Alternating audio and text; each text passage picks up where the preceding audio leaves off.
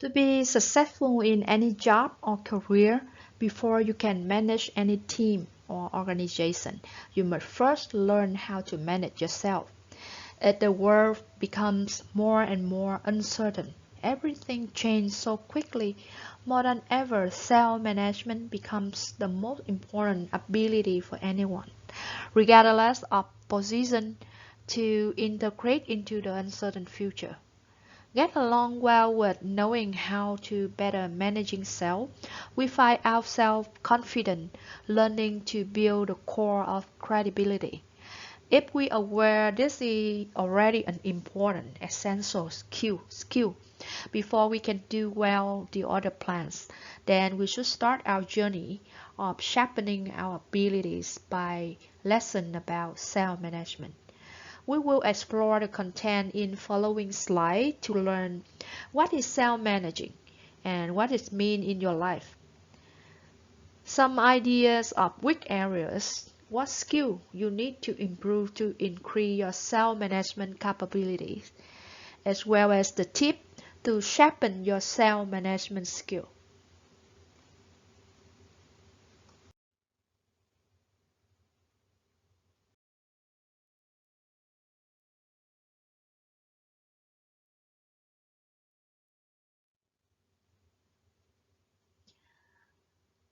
There are many definitions about self-management. As been mentioned before, you can manage any teams or manage any organization. You must first learn how to manage yourself. Then self-management could be simply known as the ability to manage your behavior, your thoughts and emotions in a conscious and productive way.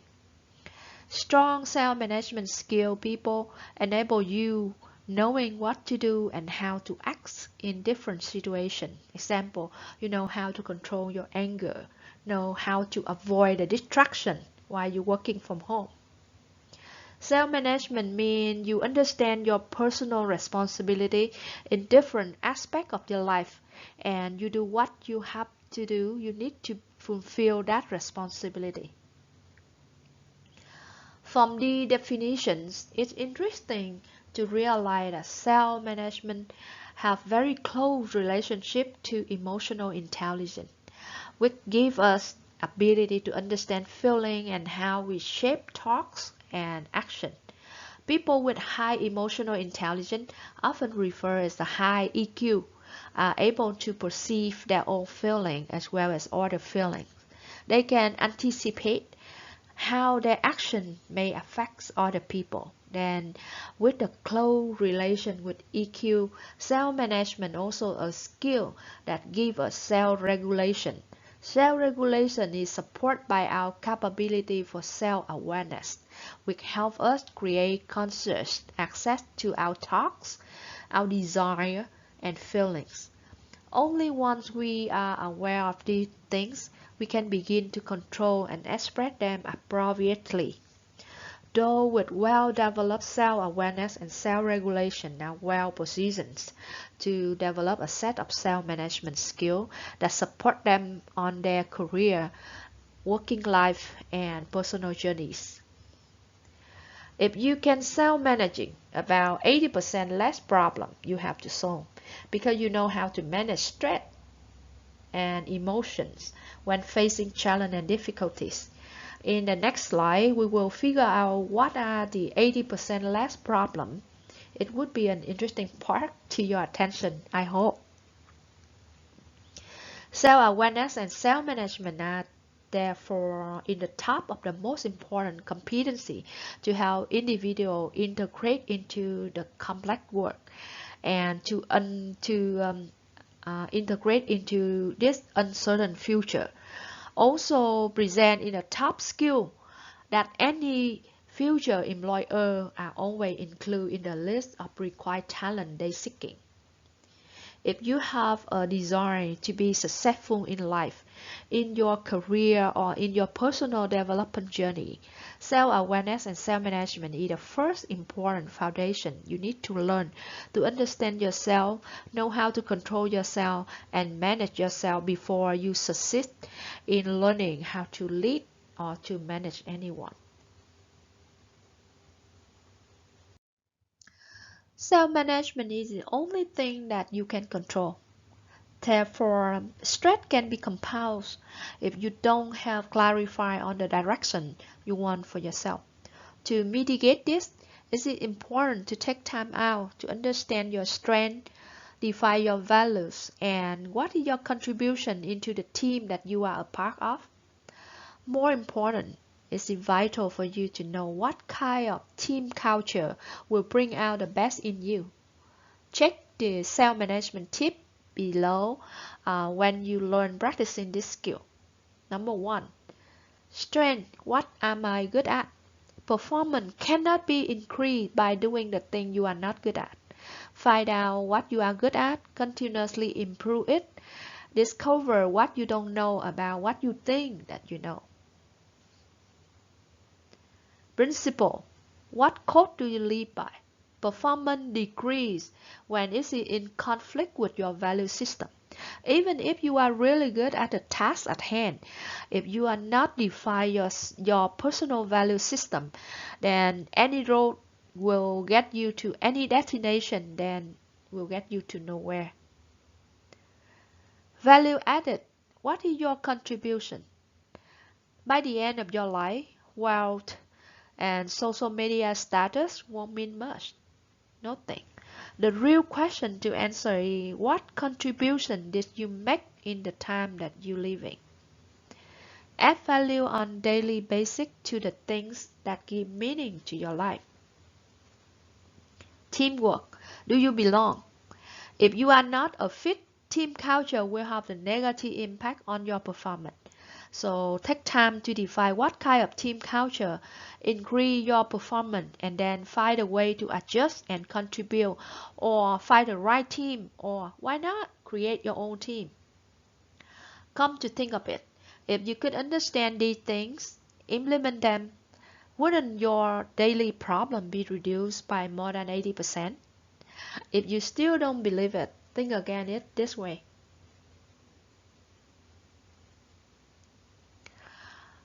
When you understand what is your strength, what is your weaknesses, what we have, what you are missing, then we will have highlight what we need to learn and how to develop.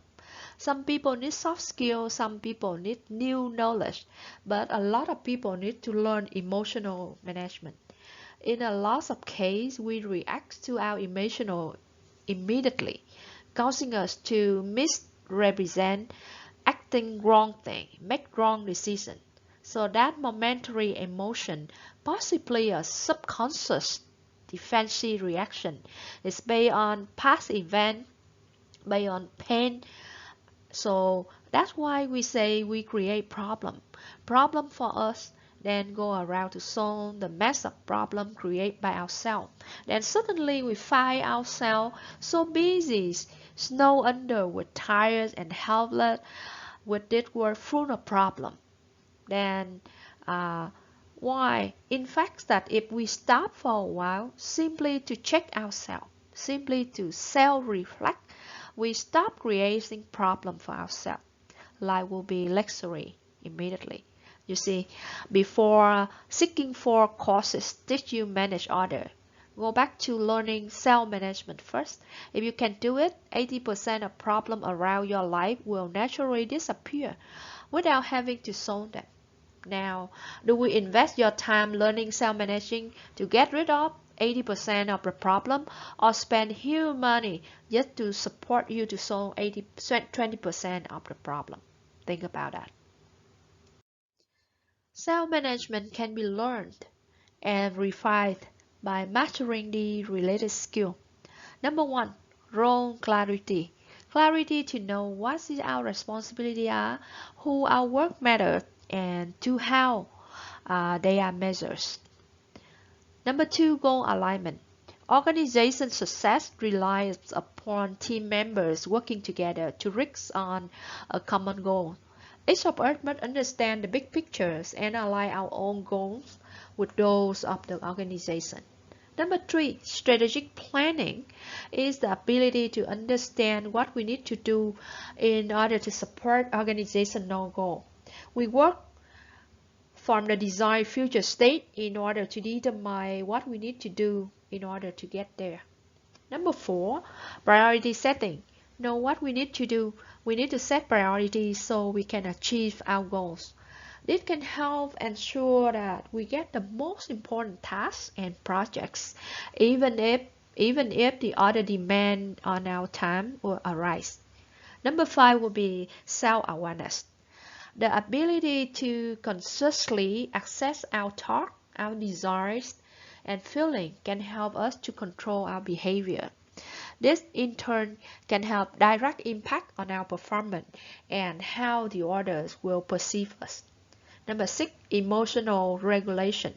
Being self-aware of our feelings is a prerequisite to regulating them. Number 7, self-care. The only person who can truly responsibility for ourselves, for our care is ourselves. Thriving as an individual starts with the nurturing ourselves.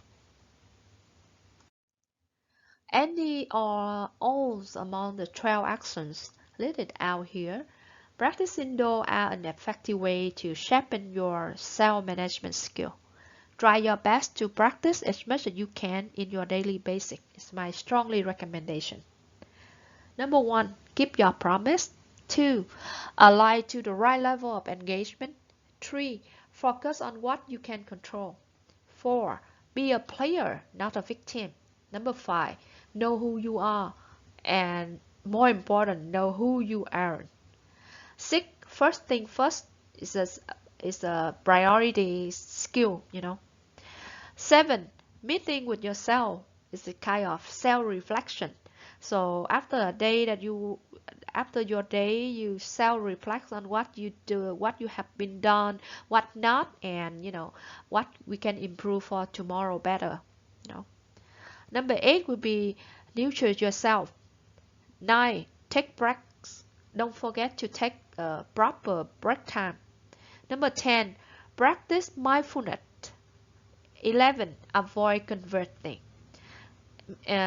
Converting here, so sometimes it's over your capability. So don't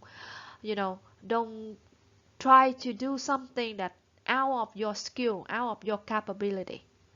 And number 12, don't multitask. We are only people. We have 2 hands only. We cannot have more than 2 hands. So just do something within your ability.